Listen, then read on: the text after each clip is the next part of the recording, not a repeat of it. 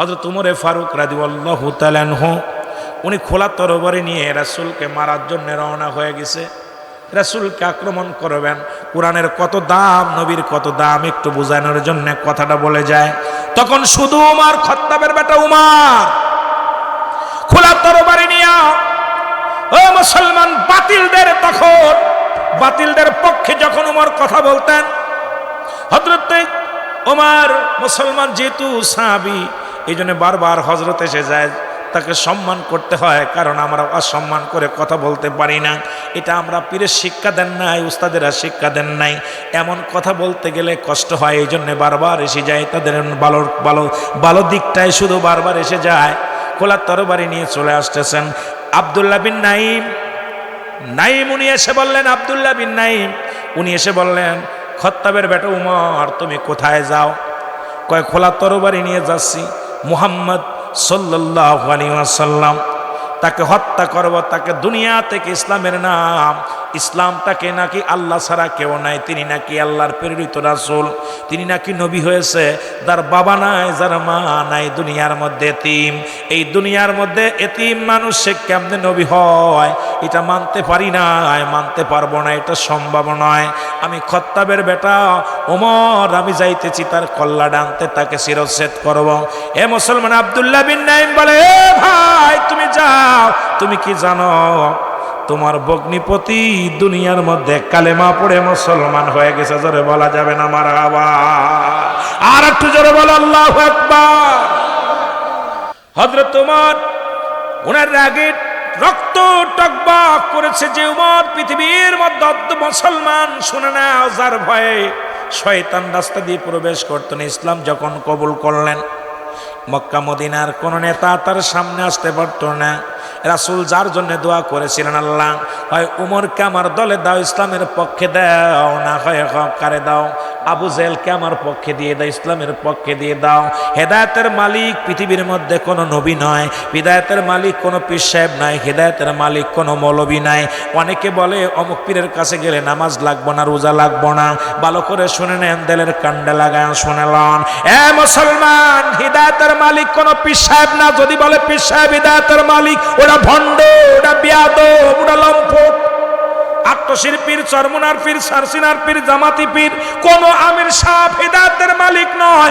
এমনকি আমার নবীজি হিদায়াতের মালিক নয়। হিদায়াতের মালিক যদি নবী হতো, তাহলে আবু জেহেলে কালেমা পড়ে মুসলমান হতো। হিদায়াতের মালিক আমার আল্লাহ, আর বলার দায়িত্ব দিয়েছে আমার নবীরে, বলার দায়িত্ব আপনাকে আমাকে দিয়েছে। হিদায়াতের চাবিকাঠি স্বয়ং আল্লাহর হাতে রাখছে। জোরে বলেন ঠিক কিনা? ওমর ফারুক রাদিয়াল্লাহু তাআলা আনহু খোলা তরবারি নিয়ে ছুটলেন রাসূলকে হত্যা করার জন্য। উনি রাগান্বিত হয়ে চললেন। সাহাবীরা বলে, ইয়া রাসূলুল্লাহ, ইয়া হাবিবাল্লাহ, হযরত উমর ফারুক, খাত্তাবের বেটা উমর তখন উমর ফারুক হয় নাই, রাদিয়াল্লাহু তাআলা আনহু হয় নাই। হযরত উমর ফারুক আসতেছে আপনাকে হত্যা করার জন্য আসছেন। নবীজি বললেন, তোমরা চুপ করো, আসতে দাও, আগে তাকে বাধা দিও না, আসতে দাও। হযরত মুসলমান রাসূল আকরাম সাল্লাল্লাহু আলাইহি ওয়াসাল্লাম বলেন, আসতে দাও। সাহাবীরা যে যার মতো পজিশন নিলেন, কারণ না জানি খাত্তাবের বেটা ওমর এত রাগান্বিত, না জানি কতল করে, রাসূলের সঙ্গে দুর্ব্যবহার করে, আজকে তারে ফিরে যেতে দেব না। সাহাবীরা যার মতো পজিশন নিলেন। নবীজি বললেন, তোমাদের এই পজিশন নেওয়া লাগবে না, খাত্তাবের বেটা উমর আসবে, মুসলমান শুনে নাও। এ আমার ভাইরা, এদিকে নবীজি অপেক্ষা রইলেন। হযরত উমর আস্তে আস্তে করে চলে গেলেন, বোনের বাড়িতে চলে গেলেন। যা দেখে ঘরের মধ্যে, মুসলমান শুনে নাও, ঘরের মধ্যে কুরআনুল কারীম তেলাওয়াত করেন বোন ভগ্ন এক না দুজনে মুসলমান। এই দুজন বৈশা বৈশা কুরআনুল কারীম পড়ে জোরে জোরে চিল্লায় বলেন মারহাবা। খোলা তরবারি হাতের মধ্যে আছে হযরত উমরের। ওমর কিছুক্ষণ নীরব থাকলেন, কেউ কথা বলে না।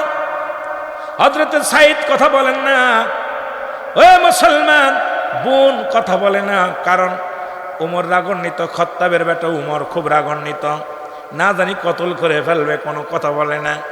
হযরত উমর বলে, বোন রে, একটু আগে তোমরা কি পড়তেছিলাম? বলে, কুরআনুল কারীম থেকে তেলাওয়াত করতেছিলাম, এত মজা, এত প্রেম। ওমর বলে বন্ডে আমাকে একটু আরেকবার পড়ে শোনাও। বলে ভগ্নিপতিরে ডাক দে, বলে তুমি আমার একটু শোনাও। কয় শোনানো যাবে না, তুমি অজু গোসল করে আসো, কারণ আমাদের এই কোরআন শুনতে লাগলে অজু লাগবে, গোসল লাগবে, পবিত্রতা লাগবে, কারণ এই কোরআনটার অনেক দাম। এই কোরআনটার অনেক দাম জানেন, এই কোরআনটা ওজন এতটুক মনে করেন না। এই কোরআন যখন নাজিল হলো পাহাড়ের উপরে, পাহাড় বলে আমি পারবো না, সহ্য করতে পারবো না। এটা পাতলা মনে করছেন, হাতে ধরছি, এটা কি ভার জানেন? পাহাড় বলে আল্লাহ এত ওজন, এটা আমি সহ্য করতে পারবো না। জমিন বলেন আল্লাহ আমার ভিতরে দিবেন না, আমি পুড়ে ছাই হয়ে যাব, এই ওজন আমি ঠেকাইতে পারবো না। মুসলমান কিন্তু এই কোরআন মানুষের ব্রেনের মধ্যে, কোরআন মানুষের অন্তরের মধ্যে দিয়া দিছে। সেই কোরআন কিন্তু অনেক ওজন, কোরআন কিন্তু 1-2 মণ ওজন নয়, কয়েক টন ওজন নয়। এই কোরআনে যার ভিতরে ঢুকছে তাকে অবশ্যই ওজনওয়ালা মানুষের মতোই চলতে হবে। জোরে জোরে বলেন ঠিক কিনা? আমার ভাইরা, আমার বন্ধুরা, আমার যে কথা বলতেছিলেন, হযরত ওমর ফারুক গোসল করে আসলেন, ওযু করলেন, এবার সূরা তাহা পাঠ করলেন। পাঠ করার পর এ মুসলমান শোনো, উনি চলে গেলেন। কোরআনের আয়াত শুনে হযরত ওমর পাগল হয়ে গেলেন। গুটি গুটি পায়ে তরবারি, তখনও হাতের মধ্যে তরবারি আছে। এই তরবারিটা নিয়ে হযরত ওমর ফারুক চলে গেলেন রাসূলুল্লাহর কদমের মধ্যে। আমার নবীর কাছে যাওয়ার পর দাঁড়ায় আছে। আমার নবীজি, মুসলমান শুনে নেন, নবীজির সামনে খোলা তরবারি নিয়ে গেছেন। সাহাবীরা চিন্তা করে নবীজির হুকুম দিলেই আজকে শেষ করে দিব, কিন্তু ওমর কোনো কথা বলে না। আমার নবীজি উমরের কলার চেপে ধরলেন। আল্লাহু আকবার বলেন না? এইরকম কলারটা চেপে ধরলেন, বলে উমর রে তুমি কিসের জন্য আসছো আমার সামনে খোলা তরবারি নিয়ে? ওমর থরথর করে কেঁপে তরবারিটা পড়ে গেছে। বলি ইয়া রাসূলুল্লাহ, ইয়া হাবিবাল্লাহ, ইয়া রাসূলুল্লাহ, ইয়া হাবিবাল্লাহ, এই মানুষটাকে মারার জন্যে, এই মানুষটাকে আমি হত্যা করার জন্যে খোলা তরবারি নিয়ে বেড়াইতেছি। ইয়া রাসূলুল্লাহ, আপনার মুখের দিকে তাকাইলাম, আমি জীবনে এত নূরের মানুষ জীবনে কোনোদিন দেখি নাই রে।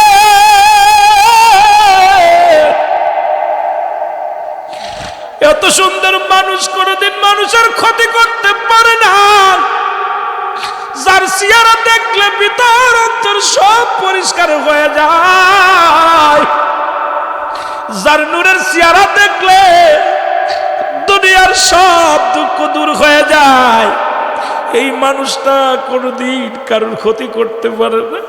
ইয়া রাসূলুল্লাহ, আমি আর একটা সেকেন্ড, একটা মিনিট আমি আরো মুসলিম থাকতে চাই না, আপনি আমাকে কালেমা পড়ায় দেন, লা ইলাহা ইল্লাল্লাহু মুহাম্মাদুর রাসূলুল্লাহ। রে আজ না হয় কাল তুমি যাইবা কবরে, মরার পরে দেখবে চেয়ে গো তোমার সবই রইল পড়ে, মরার পরে দেখবে চেয়ে গো, বলো মরার পরে। বলেন না, রে আজ না হয় কাল তুমি, আজ না হয় কাল যাইবা কবরে, মরার পরে দেখবে চেয়ে গো তোমার সবই রইল।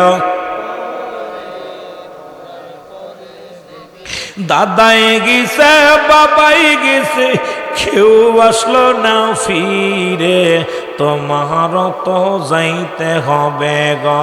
হায় হায়, আজকে একমত নানা নাই, শুনেছি দাদা নানা চলে গেছে দুনিয়া থেকে।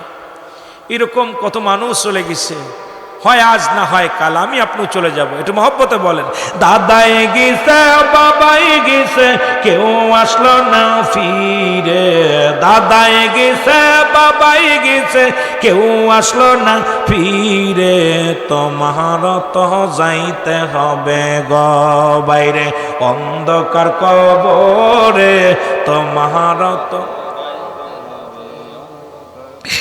আজ না হয় কাল তুমি, আজ না হয় কাল তুমি যাইবা কবরে, মরার পরে দেখবে চেয়ে গো তোমার সবই রইল, আর পরে দেখবে চেয়ে। এ দুনিয়ার মুসলমান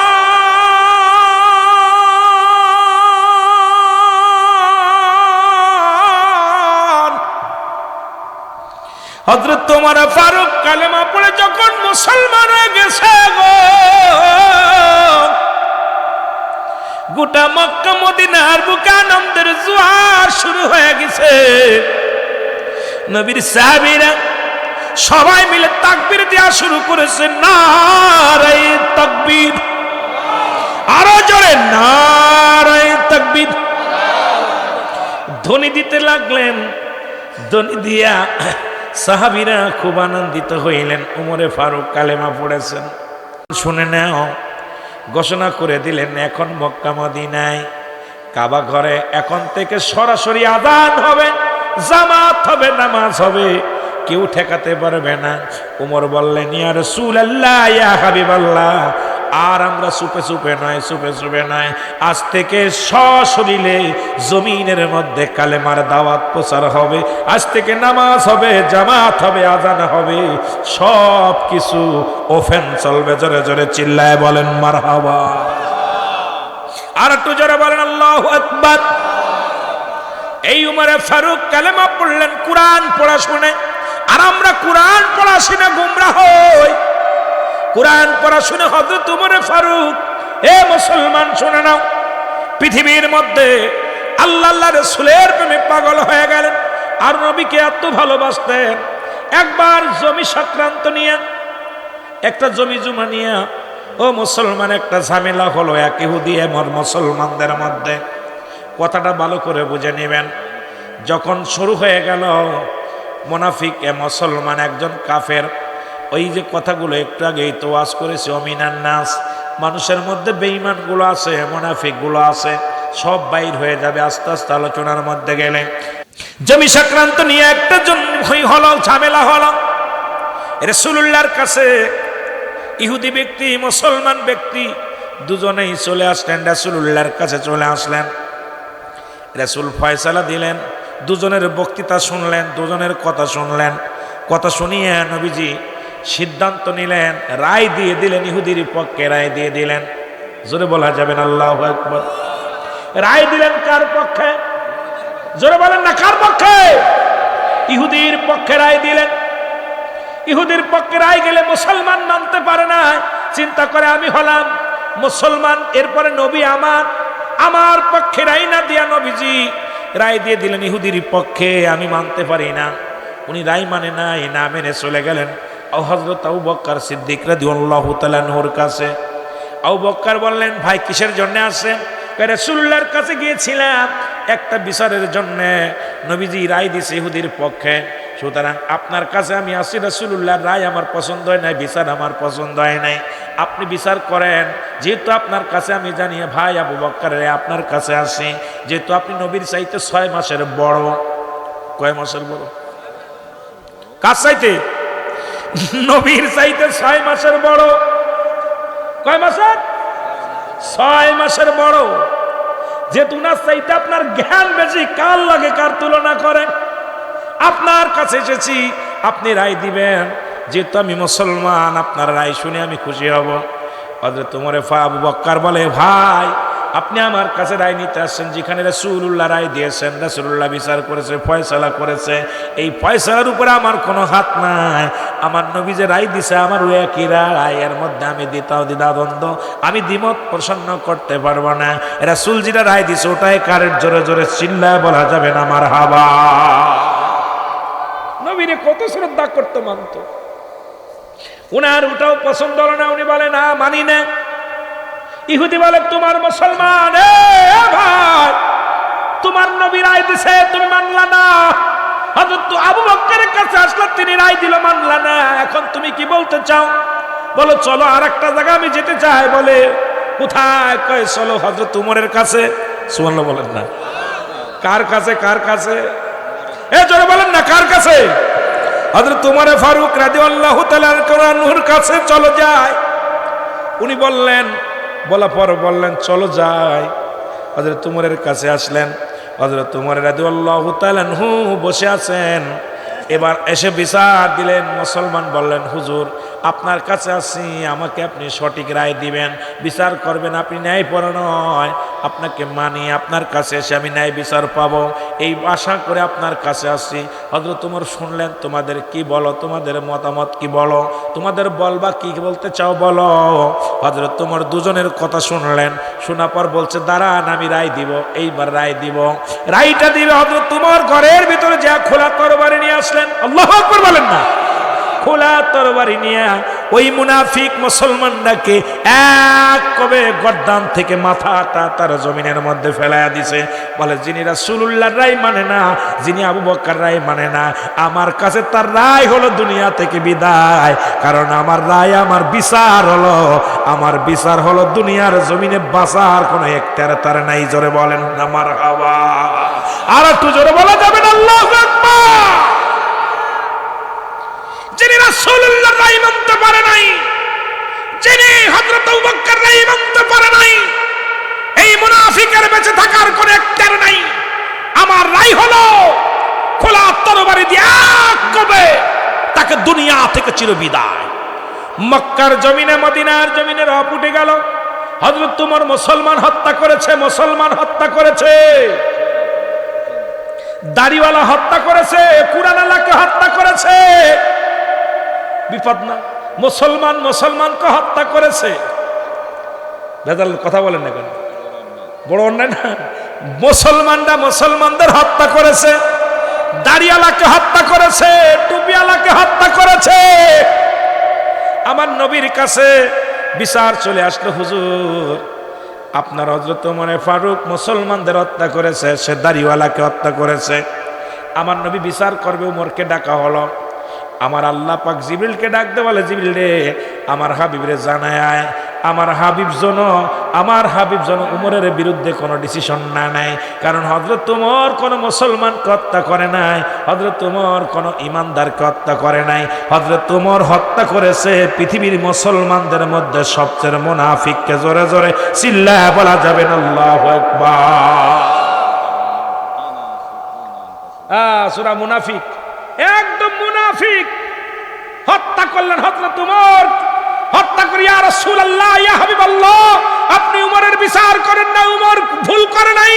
উমর যাকে হত্যা করেছে সে দাড়িওয়ালা টুপিওয়ালা ছিল, সে পাঞ্জাবিওয়ালা ছিল, সে ঈমানদার ছিল না, তার অন্তরের ভিতরে নবীর প্রেম ছিল না। কারণ নবীর প্রেম যার মধ্যে নাই সে ঈমানদার নাই, সে বেঈমানকে হত্যা করেছে। এই অসংখ্য দাড়িওয়ালা টুপিওয়ালা আজ পর্যন্ত নবীর বিরুদ্ধে কথা বলে, তাদেরকে হত্যা করা ফরজ হয়ে গেছে। যারা বলেন ঠিক কিনা? অসংখ্য দাড়িওয়ালা টুপিওয়ালা পাগড়িওয়ালা নবীকে মানতে পারেন, আল্লাহ কাফের। আমি রুহুল আমিন সিদ্দিকের ফতোয়া হলো, এই দুনিয়ার মধ্যে যারা নবীকে বাদ দিয়ে আল্লাহকে পাইতে চায়, আমি রুহুল আমিনের ফতোয়া হলো আল্লাহ কাফের, আল্লাহ কাফের। আর এই কাফেরদের পিছনে নামাজ পড়বেন না। এই আল্লাহ কাফের গুলো কুরআন মানে, হাদিস মানে, ইজমা মানে, কিয়াস মানে আমার নবী মানতে পারে নাই। আর নবী যারা মানতে পারে নাই এদের পিছনে নামাজ হবে না। নবী যারা মানতে পারে নাই তাদের সঙ্গে কোনো আপোষ নাই। নবী যারা মানতে পারে নাই এই মুনাফিকদের সাথে কোনো সম্পর্ক নাই। নবী যারা মানতে পারে নাই এদের সঙ্গে কোনো ভালোবাসা নাই।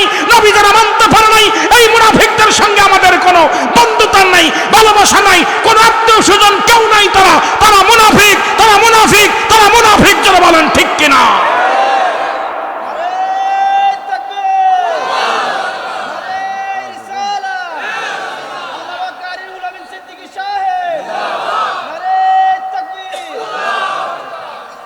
এই যন্ত্রণায় জর্জরিত মুসলমানদেরকে শেষ করার অধিকার আপনার নাই।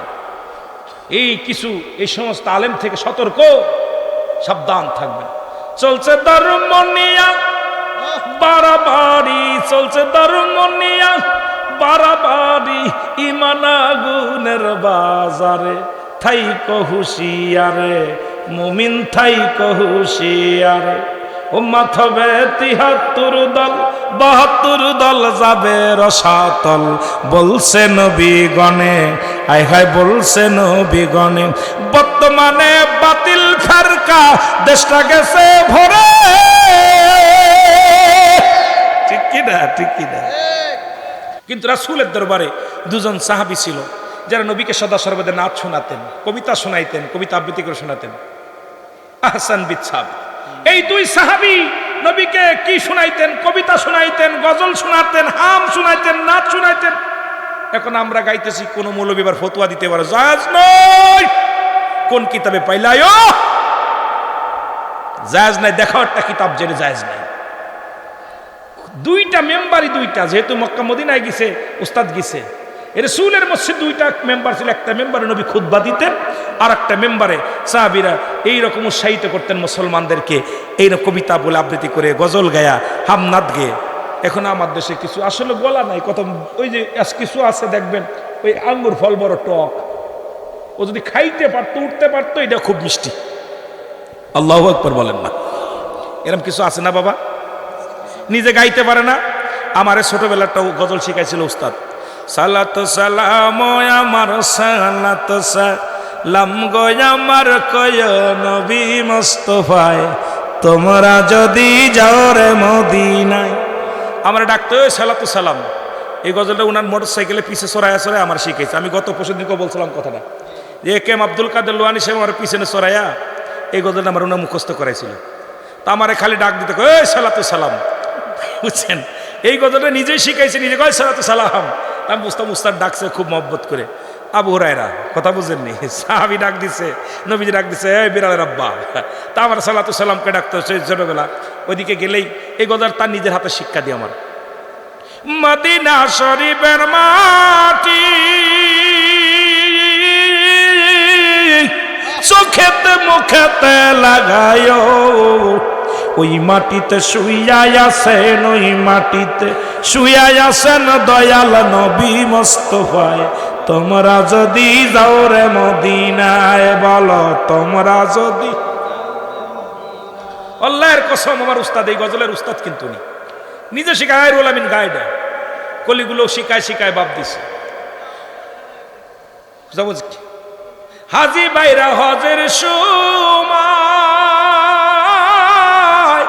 রাস্তার পাশে বৈশা থাকিও, আমার সালাম খানি, আমার সালাম খানি পৌঁছাই দিও মদিনায়, তোমরা যদি।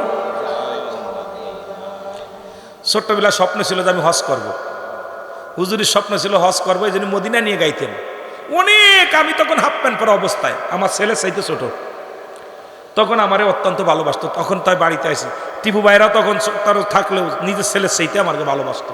এইরকম অসংখ্য ওলামা ইকরামের ভালোবাসা পেয়ে আজকের উল আমিন সিদ্দিকী অসংখ্য। এই জন্য বাবারে, নবীর প্রেম না থাকলে নবীর ভালোবাসা আগে দরকার। নবীর ভালোবাসা যার ভিতরে নাই, ইমান বলতে কিছু নাই। জোরে বলো মারহাবা। দুনিয়ার মুসলমান উমরে ফারুক কেমন নেতা ছিল! এক ইহুদি মদ পান করতে করতে ওপেন রাস্তা দিয়ে চলে। কি খায়? মদ খাইতে খাইতে রাস্তা দিয়ে চলে। হঠাৎ উমরে ফারুক রাস্তার মধ্যে আগমন। হযরত উমরকে দেখে থরথর করে কাঁপন শুরু করে দিছে। আল্লাহ আজকে নিস্তার নাই, কারণ খাত্তাবের বেটা উমরের সামনে যদি মদ দেখি, আজকে আমার নিশ্চিত গর্দান চলে যাবে। উনি ডাকতে বলে, আবার আল্লাহ, এই মদের বোতল যদি দুধের বোতল হয়ে যায়, কথা দিলাম জীবনে আর কোনোদিন মদের পেয়ালা হাতে নিব না। হযরত উমর ফারুক রাদিয়াল্লাহু তাআলা আনহু, আমার ভাইরা, আমার বন্ধুরা, আমার ভাই, ইহুদি তুমি কি খাও? কি খাও? উনি জামার নিচে লুকায় ফেলেছে মদের বোতল। ওটা কি? হুজুর, এটা দুধের বোতল। কিসের বোতল? কথা কয় না করে, এটা জোরে কয় না করে। কিসের বোতল? দুধের বোতল। বলে ফেলেছে দুধের বোতল। এখন তো দেখি দি আমার কাছে দেখাও, দেখি। থরথর করে কাঁপা শুরু করতো, জানে এটা মদের বোতল। কিসের বোতল? মদের বোতল। আর কোচ আল্লাহ, আল্লাহ গো আজকে বাঁচাও, আজকে আমার রক্ষা নাই, এটা তো মদের বোতল, মরেছি। আল্লাহ আজকের মতো বাঁচাও, জীবনে আর কোনোদিন যদি জীবনে আর মদ গালে দেবো না, হাতে ধরবো না। মদের বোতল দিয়া কয় হাতে, নবীজি ইরা হযরত উমরের হাতে দিছে। মদের বোতলটা হযরত উমরে ফারুক হাতের মধ্যে নিয়ে এইভাবে এইভাবে ঢালতেছে, দেখি কি ঢালছে, দেখে আল্লাহর কি কুদরতি, মদের বোতল পুরো দুধের বোতল হয়ে গেছে। জোরে বলা যাবে না সুবহানাল্লাহ? আর একটু জোরে বলেন না। এ ওদের থাপ্পড় করে কাঁপে আর বলি, আমিরুল মুমিনিন হযরত ওমর ফারুক, আল্লাহর কসম করে বলি, যার হাতে আমার জান, যার হাতে আমার প্রাণ, আমি সেই সত্যার কসম করে বলি, যে ব্যক্তিকে আমি আল্লাহকে ডাক দিয়ে ভয়ে, যার ভয়ে আমি বলেছিলাম আল্লাহ তুমি আমার মদের বোতলটাকে দুধের বোতল বানায় দাও, যে খোদা আমার এইটুকু ভয় তাকওয়া করার কারণে, আল্লাহকে এতটুকু ভয় করার কারণে যে আল্লাহ মদের বোতলটাকে দুধের বোতল বানায় দিতে পারে, আর 1 মিনিট নয় 2 মিনিট নয়, আমাকে আপনি কালেমা পড়ায় মুসলমান বানায় দেন, আমি আর জীবনে কোনোদিন মদের বোতলে হাতে নিব না, জীবনে কোনোদিন আর মদ পান করব না, জীবনে আর কোনোদিন আমি অন্যায় করব না, জীবনে আর কোনোদিন আমি অমুসলিম থাকব না। আজ থেকে আমি ইসলামের মধ্যে ঢুকতে চাই, আজ থেকে আমি মুসলমান হয়ে যেতে চাই, আজ থেকে আমার দ্বারাই কোনো অন্যায় হবে না, আমার দ্বারাই কারোর ক্ষতি হবে না, আমার দ্বারাই কোনো মাদক সেবন হবে না। আমিরুল মুমিনিন, আপনি ওই সত্য কালেমার মালা আমার পড়াইয়া মুসলমান বানায়া দেন। লা ইলাহা মুহাম্মাদুর রাসূলুল্লাহ সাল্লাল্লাহু। আবার নেতা ছিল কেমন নেতা, সুবহানাল্লাহ বলেন না। শুধু এটা নয়, হযরত ওমর ফারুক যখন খলিফা হলেন, কি হলেন? খলিফা হলেন। উনি মানুষের বাড়ি বাড়ি ঘুরে ঘুরে দেখতেন, আমাদের মতো নেতা না। আমার গ্রামে যদি ইউনিয়ন চেয়ারম্যান হয়, মেম্বার হয়, ওরে ভাব, এমপি সাহেবের কথা আর কি বলবো, ভোট যা পরে চুরি করে নিয়ে যদি ও একজন মন্ত্রী হয়, এমপি হয়, গ্রামের মানুষের আর দরকার নাই, ইউনিয়নের মানুষের দরকার নাই, ইবাদন্ডে জেলার মানুষের দরকার নাই, থানার মানুষের দরকার নাই। ওই এমপি সাহেবের 5 কিছু কুত্তা আছে, মুসলমান ওই মন্ত্রীর কিছু 5 কুত্তা আছে, আবার চেয়ারম্যানের কিছু 5 গোলাম আছে, মেম্বারের কিছু 5 গোলাম আছে। এই গোলামদের কারণে সাধারণ পাবলিক গুলো ন্যায্য অধিকার পায় না, তাদের কাছ থেকে কিছু পাওয়া সম্ভব নয়, কথা বলাও সম্ভব নয়। জোরে বলেন ঠিক কিনা? আমার ভাইরা, আমার বন্ধুরা, আমার হযরত কেমন নবীর একজন সাহাবী ছিল, কেমন নবীর একজন রাষ্ট্রপ্রধান ছিলেন। রাষ্ট্রপ্রধান শুধু দেখেন না, রাষ্ট্র কেমন চালাই। হযরত ওমর ফারুক রাদিয়াল্লাহু তাআলা আনহু, এ মুসলমান শুনে নাও, খত্তাবের বেটা ওমর বাড়ি বাড়িতে যাইতেন, কোন বাড়ি কি অবস্থা আছে, প্রতিবেশীর হক আল্লাহ যাররা ব্যবহার করছে কোরআনের মধ্যে, প্রতিবেশীর হকের কথা বলতে যাইয়া আজকে ইউনিয়ন চেয়ারম্যান, মেম্বার, ও মুসলমান এমপি মন্ত্রীরা শুনে নাও, তুমি আল্লাহর দরবারে কি জবাব দিবা? যেহেতু তোমার মহল্লার কোন মানুষ যদি না খেয়ে মারা যায়, ইয়াউমাল কিয়ামতের ময়দানে জবাব দিতে পারবা না, বেজ্জিত হয়, লাঞ্ছিত হয়, এর জবাব তুমি আল্লাহর দরবারে দিতে পারবা না। বাবারা আমার, হযরত ওমর কেমন নেতা ছিল, উনি বাড়ি বাড়ি ঘুরে যায়, দেখেন একটা ঘরের মধ্যে টিপ টিপ করে আলো জ্বলতেছেন, টিপ টিপ করে আলো জ্বলে। হযরত ওমর দাঁড়াই রইলেন, দরজার পাশে দাঁড়াই রইলেন, দেখো এই মহিলার সন্তানগুলো কান্নাকাটি করে, মা খাবার দাও, মা খাবার দাও। মা জননী অনেক কষ্ট করে বুঝাইলেন, বাবা একটু ধৈর্য ধর, খানা হবে। এরপরে পানির ভিতরে কিছু পাথর, ছোট ছোট পাথর দিয়া জ্বালাইতে লাগলেন, পাথরগুলো জ্বালাইতে লাগলেন। মুসলমান শুনে নাও, হযরত ওমর ফারুক দেখতে লাগলেন ঘন্টা হয়ে যায়, খাবার হয় না। সন্তানেরা মা মা বলে কান্দে, মা গো আর সহ্য করতে পারি না, খোদার যন্ত্রণা সহ্য করতে পারি না, খাবার দাও। কাঁদতে কাঁদতে ক্লান্ত হয়ে ঘুমায় পড়েন।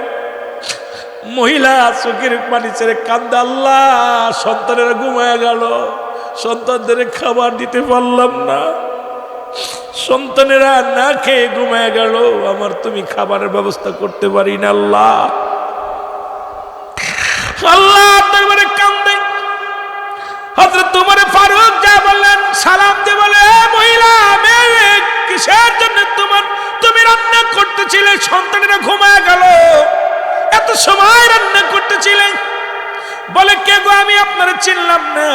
বলে তোমার চিনা লাগবে না। কয়াস কটা দিন ঘরের মধ্যে কোনো চাউল নাই, খাবার ব্যবস্থা নাই, সন্তানেরা শুধু খিদার যন্ত্রণায় কান্দে। সন্তানেরা মা মা বলে চিৎকার মারে, ঘরের মধ্যে কোনো খাবারের ব্যবস্থা নাই। সন্তানদের বোঝানোর জন্য পাতিলের মধ্যে কিছু পাথর দিয়া পানি ফুটাইতেছিলাম, আর বলতেছিলাম সন্তানের এই খানা হয়ে গেল, রান্না হয়ে গেলে খাবার দিব। সন্তানেরা কাঁদতেছিল, তাদের কান্না সহ্য করতে পারি না, তাদের কান্না। আমি মা ওই সন্তানের চোখের পানি সহ্য করতে পারি না, তাদেরকে বুঝ দিয়েছি, হুজুর এই খানার মধ্যে শুধু পাথর আর পানি জ্বালাইতেছিল। হযরত ওমর কই মা গো একটু ধৈর্য ধরো, আমি আসতেছি আসতেছি কই দৌড়ায় চলে গেলেন। দৌড়ে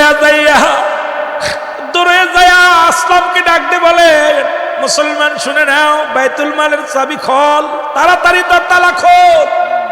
তালা খুললেন, হযরত আসলামকে ডাক দিয়ে বলে, আসলাম রে তাড়াতাড়ি দরজা খুলে দে। দরজা খুলে দিলেন। হযরত ওমর ফারুক বললেন, আমার মাথায় আটার বস্তারে উঠায়া দে। কেমন নেতা?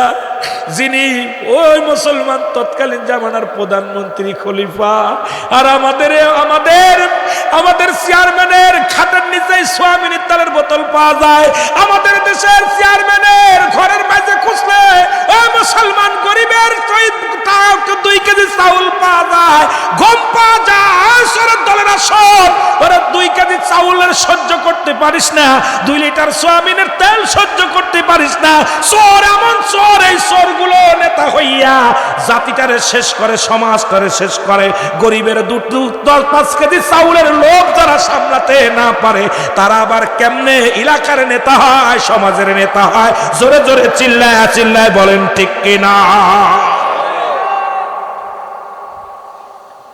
এই যে দেখতেছি ফেসবুক খুলে দাও, অমুক জায়গার চেয়ারম্যান, অমুক জায়গার এমপি এত বস্তা গম চুরি করতেছে। গরিবের হক, গরিবেরটা চুরি কইরা মাটি খুঁড়ে তার নিচে থুয়ে দিছে, খাটের নিচেই পাওয়া যাচ্ছে।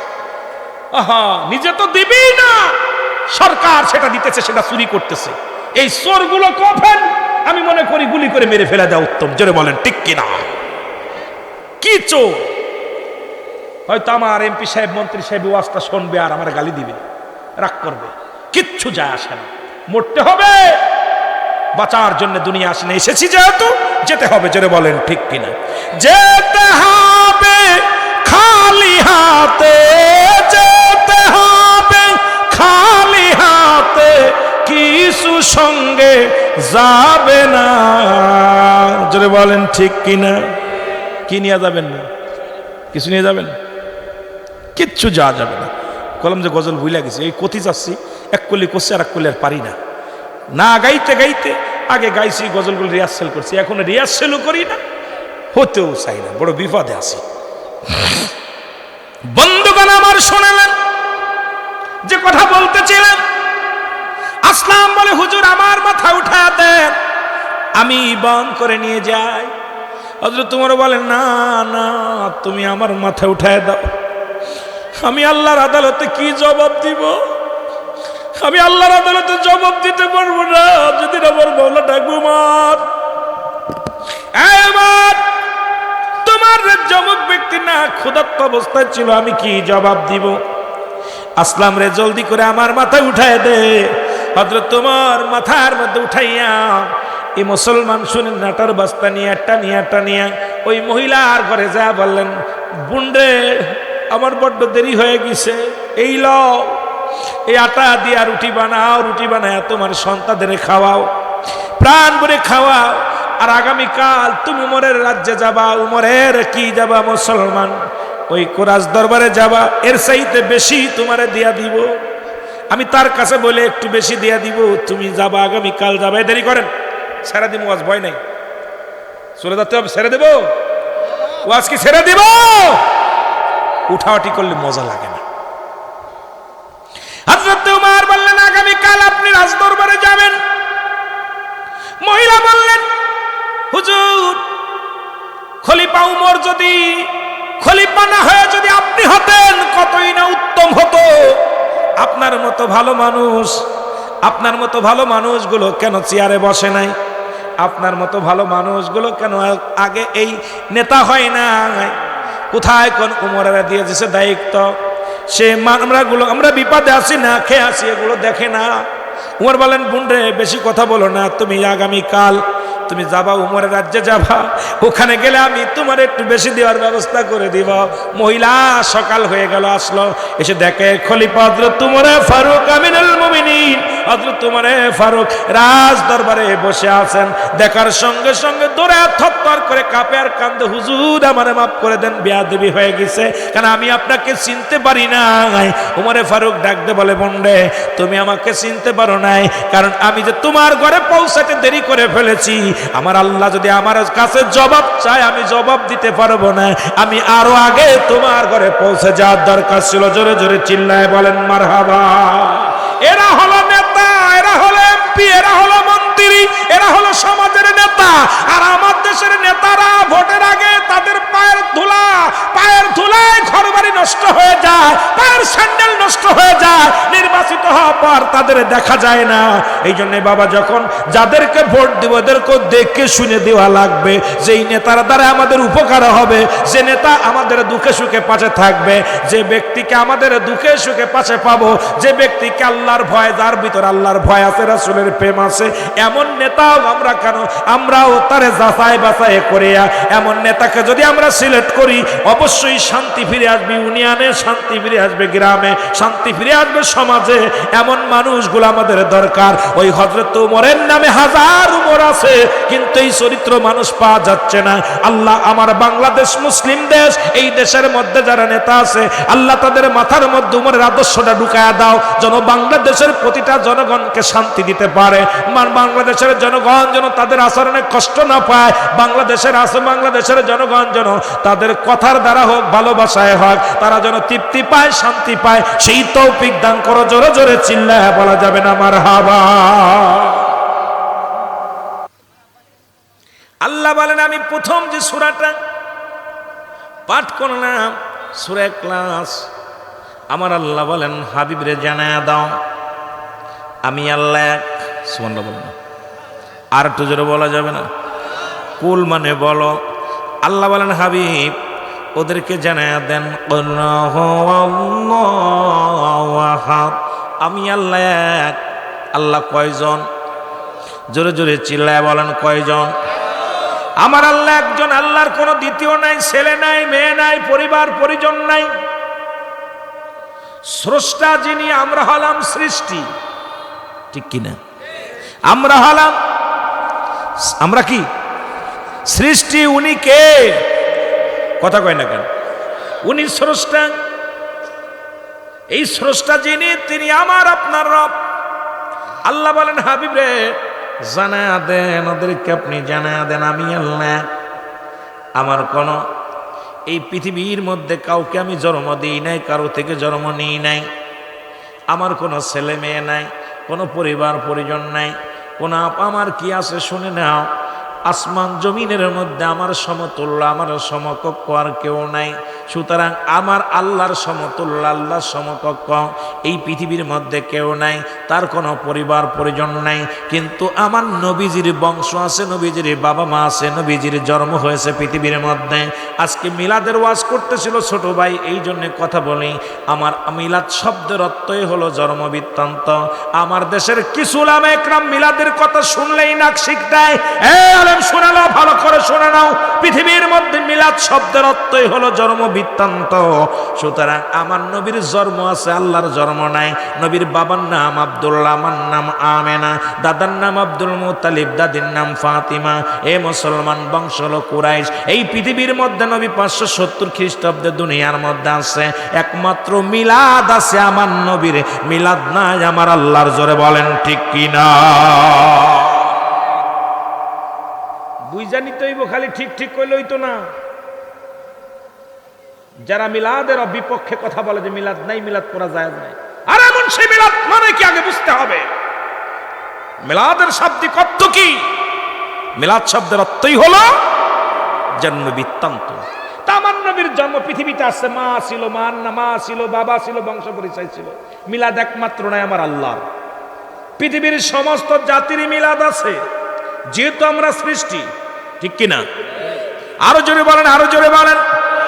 যেহেতু আগের বক্তাগুলো আলোচনা যা করেছে আমার কানে আছে, এটা নিয়ে আলোচনা করা লাগবে। যেহেতু মুসলমান বসেছি, আজ সভাপতি সাহেব শেষ সমাপ্তি করে দিবে, সব কথার শেষ করে দিবে সমাপ্তি, আর বাকি কিছু আমি কথা বলে যাই, মুসলমান শুনে নেন।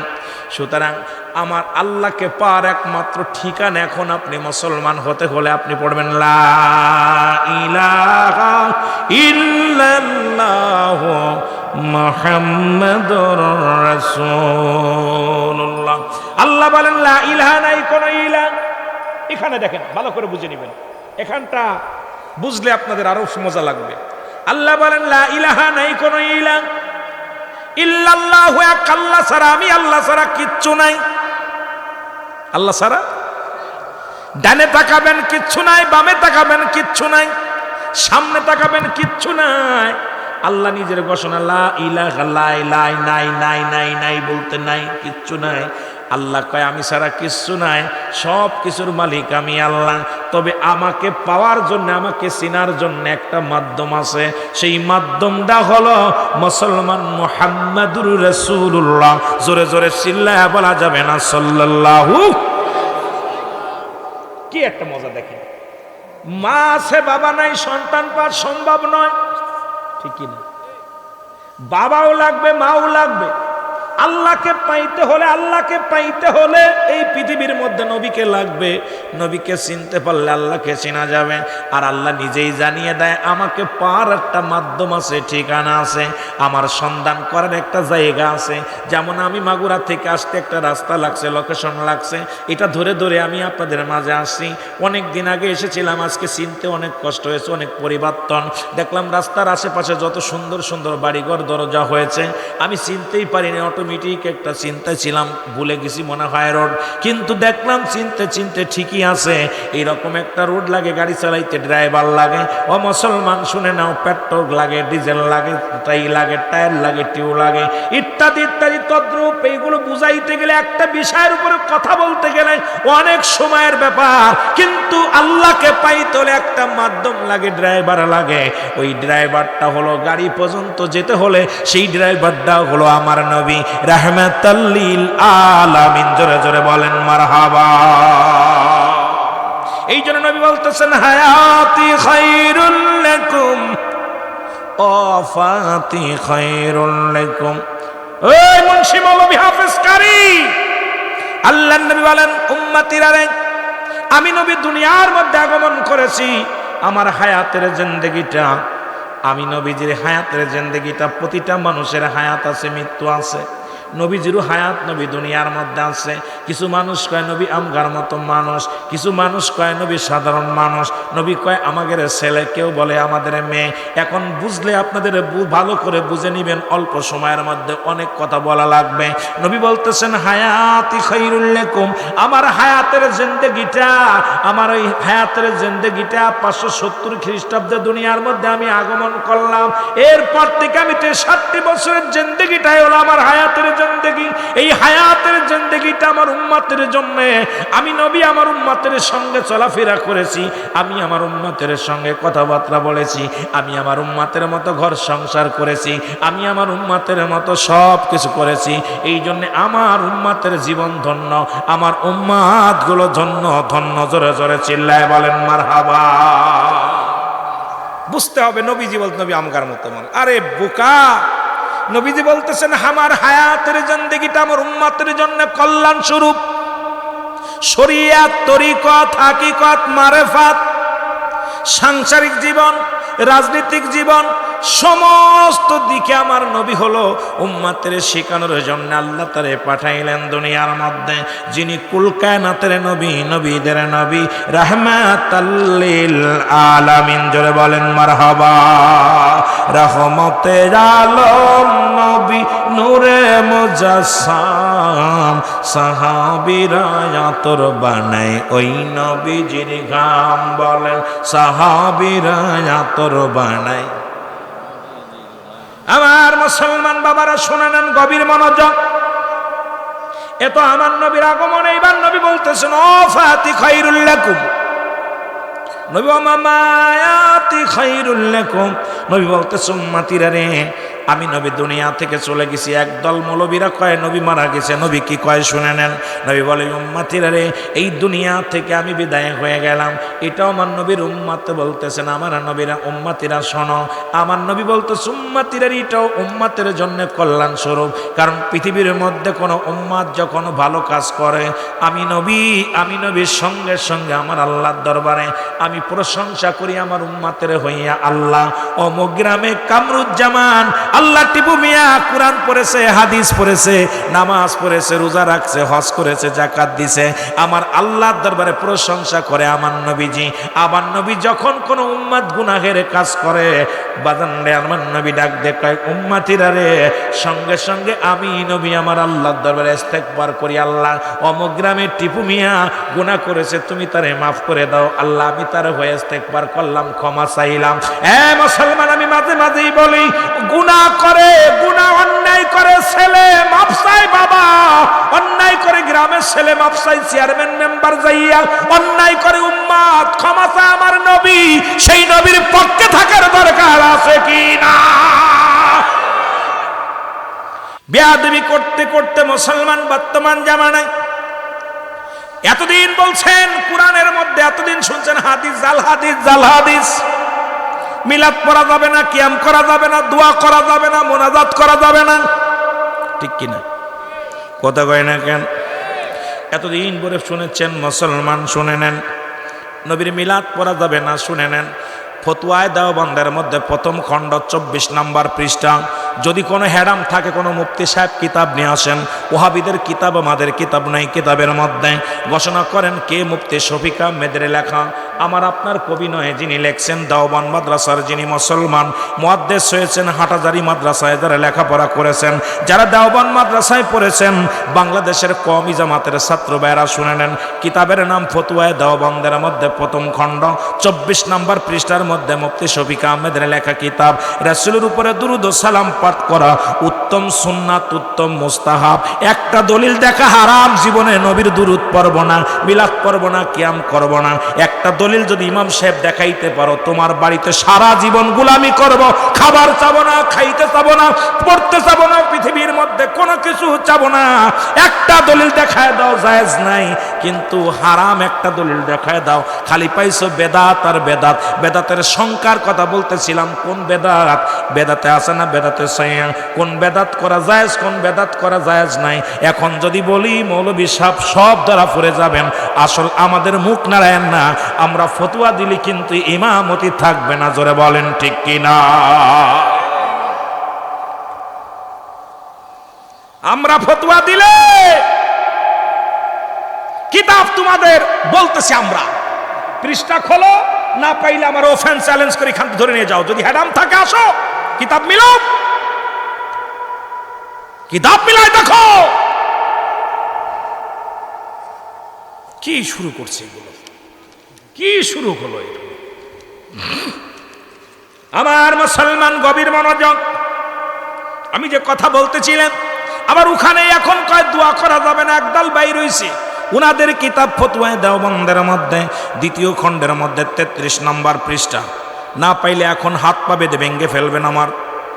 এখান কিতাবের মধ্যে লেখছে 5 ওয়াক্ত নামাজ আদায় করে জিয়ারত করে সর্বআল্লাহ আল্লাহর দরবারে হাত উঠায় দোয়া করা উত্তম মুস্তাহাব। হারাম একটা কিতাব দেখাও মুস্তাহাব আমলটা করলে সব, না করলে গুনাহ নাই, তবে করলে কি দোষ? কারণ তুমি তো কেবলা চেনো না, তোমার কেবলা তোমার মা বাবা চিনাই নাই। শরীয়তের কেবলা হলো কাবা।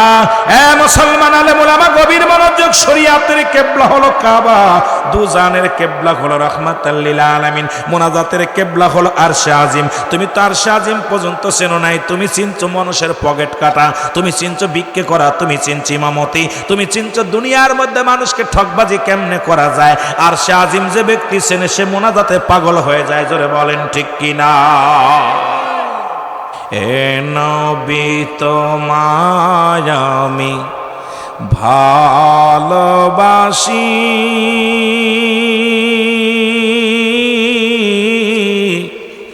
তাই তো তোমার প্রেমে পাগল আমি। এ নবী মারহাবা। নবী গো, নবীর ভালোবাসা সবার নসিবে হবে না। দয়াল নবীর প্রেম ভালোবাসা যার অন্তরে যতটুক, তার ঈমান বলতে ততটুক। নবীর প্রেম ভালোবাসা যার অন্তরে নাই, তার ঈমান বলতে কিচ্ছু নাই, সরাসর বেঈমান, সরাসর বেঈমান। এখন কোরআনের দিকে যাই। কোরআনের মধ্যে ৬৬৬৬টা আয়াত। এখন বলতেছে কিছু বাদ আছে, কিছু বাদ হয়ে গেছে। কিয়ামত পর্যন্ত কোরআনের একটা নুক্তাকে উঠানোর মতো ক্ষমতা নাই, একটা আয়াত কারো লেখার মতো ক্ষমতা নাই। কোরআন শুনলেই মনে হয় অনেক কোরআন। এই কোরআনটার মধ্যে বলছে কোরআন অধিকাংশ আয়াত জাল, কোরআনের মধ্যে অধিকাংশ সূরা জাল। এ মুসলমান শুনে নাও, ওই তারা বলতেছে কোরআনের মধ্যে একটা সূরা আছে, সেই সূরাটা হলো জাল। ওই সূরা ইখলাসের কথা বলতেছিলাম, যে সূরা নিয়ে আমি শুরু করেছি আলোচনা। মুসলমান শুনে নেন, এখন দুনিয়ার কিছু মৌলবী কাঠ মৌলবীরা বলতেছে সূরা, কারণ যারা দুনিয়ার মধ্যে যারা চন্দ্র পূজা করে, যারা দুনিয়ার মধ্যে গাছ পূজা করে, যারা দুনিয়ার মধ্যে প্রতিমা পূজা করে, তারা চিন্তা করে যদি আল্লাহকে এক বলে স্বীকার করি তাহলে চন্দ্র পূজা করা যাবে না, মাজার পূজা করা যাবে না, দরগা পূজা করা যাবে না, অন্যকে খোদা বানানো যাবে না, একমাত্র আল্লাহকে আল্লাহ বলে মানা লাগবে। এখন এই সমস্ত মুফতি ফতোয়া ইসরায়েলের সামচারা শুরু করছে, বলছে সূরা ইখলাস হলো জাল জাল, অথচ কোরআন আমরা পড়েছি, আমার আল্লাহ বলেন যালিকাল কিতাবু লা রাইবা ফীহি। আল্লাহ বলেন এটা সেই কিতাব যার মধ্যে কোনো সন্দেহ নাই। এই কোনো সন্দেহ নাই। সন্দেহ আছে? কথা কন না কেন? কোরআনের মধ্যে কোনো সন্দেহ আছে? একটা আয়াতেরও সন্দেহ আছে? ঈমান থাকবে না। কোন জের জবর নুক্তা পরিবর্তন করা সম্ভব না, কিয়ামত পর্যন্ত হবে না। আজ পর্যন্ত কেউ ভুল ধরতে পারে নাই। আল্লাহ বলে মানে কার? আল্লাহ বলেন একমাত্র কোরআনকে মানে শ্রদ্ধা করে কারা?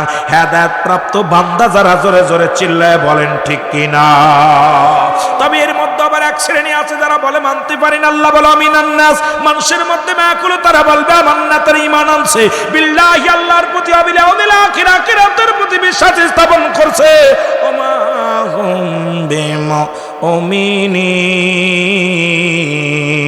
আল্লাহ বলে এক শ্রেণী মানুষ হাবিবরা আপনার কদমের মধ্যে যাবে, তারা দেখবেন দাড়ির মধ্যে ইসলাম, টুপির মধ্যে ইসলাম, লিবাসের মধ্যে ইসলাম, অন্তরের মধ্যে ইসলাম ঢুকাতে পারে না। আমার আল্লাহ ডাকতে বলে হাবিব রে, অমিনান নাস, নাস শব্দের অর্থ মানুষ, মানুষের মধ্যে আছে। তারা বলবে মায়াকুলু, তারা বলবে আমান্না, তারা ঈমান আনছে বিল্লাহি, আল্লাহর প্রতি, ওয়াল ইয়াউমিল আখির, আখিরাতের প্রতি বিশ্বাস স্থাপন করছে। আমা হুম বিমুমিনিন, তারা বলবে আমরা মুমিন, আমরা মুত্তাকিন। আল্লাহ কয় না না, তারা মুত্তাকিন নয়, তারা ঈমানদার নয়। ওদের জন্য আমি আল্লাহ রেখে দিলাম মুইদ্দাতুল কাফিরিন, ওই কাফের বেঈমান মুনাফিকদের জন্য আমি আল্লাহ প্রস্তুতি করে রাখলাম। একটা নয়, দুটি নয়, ৭টা জাহান্নাম। কিডা কিডা যাবেন একটু হাত দুখানা দেখা। আপনাদের জন্য আল্লাহ আয়াত নাজিল করছে, শুনবেন। আল্লাহ বলে বিসমিল্লাহির রাহমানির রাহিম লিল মুমিনিন। আল্লাহ বলে মুমিনদের জন্য, মুত্তাকিনদের জন্য আমি আল্লাহ 8টা জান্নাত প্রস্তুতি করে রাখছি। জোরে বলেন মারহাবা। কয়টা কয়টা? ইমানদারদের জন্য জান্নাত প্রস্তুতি আছে কয়টা? আমার ভাইরা, আমার বন্ধুরা আমার, তাহলে কোরআনের মধ্যে এখন শুনেছেন, এখন কোরআনের মধ্যে হাত লাগায় দিছে। যারে কোরআনের মধ্যে ভুল আছে, ভুল আছে, ভুল আছে। আমার বাবারা শুনে নেন, কোরআনের মধ্যে কোনো ভুল নাই, কোরআনের মধ্যে ভুল নাই। মুসলমান বাবারা গভীর মনোযোগ, এই জন্যে তারা সাফল্যগামী হবে। কোরআন বাকারার মধ্যে প্রথম থেকে একটু আলোচনা করে আল্লাহ কয়, উলাইকা লা হুদাম মির রাব্বিহিম ওয়া উলাইকা হুমুল মুফলিহুন। জোরে জোরে চিল্লায় বলেন মারহাবা। আল্লাহ বলে উলাইকা, ওই সমস্ত লোক, আলা হুদাম মির রাব্বিহিম, যারা আমার রবের তরফ থেকে, আল্লাহর তরফ থেকে যারা হেদায়েতের মধ্যে আছে। ভালো করে শোনেন, যারা ডাকাতি করে না, চুরি করে না, বদমাইশি করে না, এদের কোনো পুলিশ দেখে ভয় নাই।